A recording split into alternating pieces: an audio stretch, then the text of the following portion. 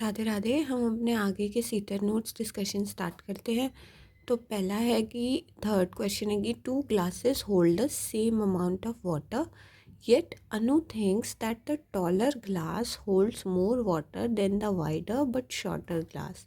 According to Jean पियाजे this reasoning of Anu is due to, यानी कि 2 ग्लास हैं जो कि जिनमें सेम अमाउंट का पानी है, लेकिन जो अनु है उसको ये लगता है कि जो ग्लास बड़ा है उसमें ज़्यादा पानी है और जो चौड़ा है पर वो छोटा है उसमें कम पानी है। अब जीन पियाजे के अनुसार यह कौन सा टर्म है? तो सेंट्रेशन टर्म हुआ। सीरिएशन यानी कि चीज़ों को सीरीज़ में लगाना, यानी कि पहले 1 2 3 इस तरह से सीरीज़ वाइज लगाना।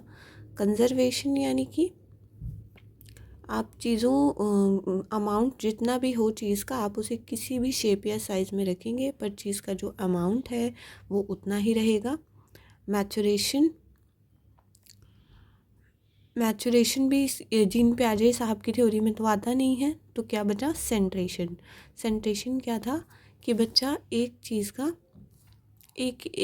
कोई एक कॉन्सेप्ट है उसका एक ही एक्सपेक्ट देख पा रहा है, दूसरा एक्सपेक्ट नहीं देख पा रहा है।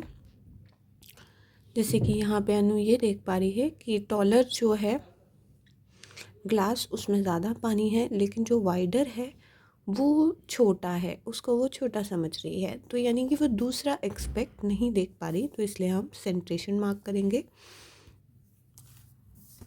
नेक्स्ट है reversibility. The ability to reverse actions is a basic accomplishment of which stage as given in the पियाजे theory of cognitive development. Reversibility यानी कि जैसे जब हम बच्चे से 2 into 5 पूछते हैं तो वह बता देता है कि 10 है, परंतु जब हम उससे 5 into 2 पूछ रहे हैं तो पहले वो नहीं बता पा रहा था, लेकिन अब वह बता पा रहा है, यानी कि रिवर्सिबिलिटी है। तो ये रिवर्सिबिलिटी जो है ये कौन सी स्टेज पर आएगी? सेंसरी मोटर स्टेज, तो जहाँ पर बच्चा बहुत ही छोटा होता है, नन्हा बालक जिसकी एज थी 0 से 2 वर्ष। प्री ऑपरेशनल 2 से 7 थी।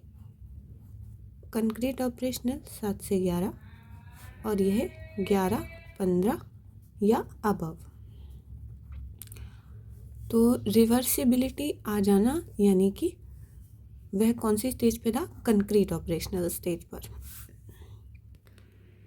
अब यहाँ पर कुछ क्वेश्चंस हैं वो हम देख लेते हैं। तो पहला है कि which stage is called as high level of cognition.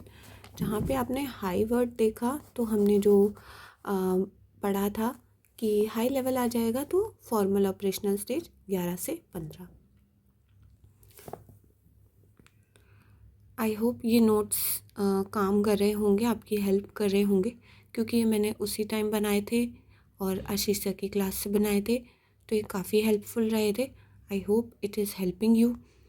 हो सकता है मेरे समझाने के तरीके में अभी थोड़ा इम्प्रूवमेंट की नीड हो, बट कोऑपरेट करते रहिए। और भी अच्छे चैनल्स हैं वो भी देखते रहिए।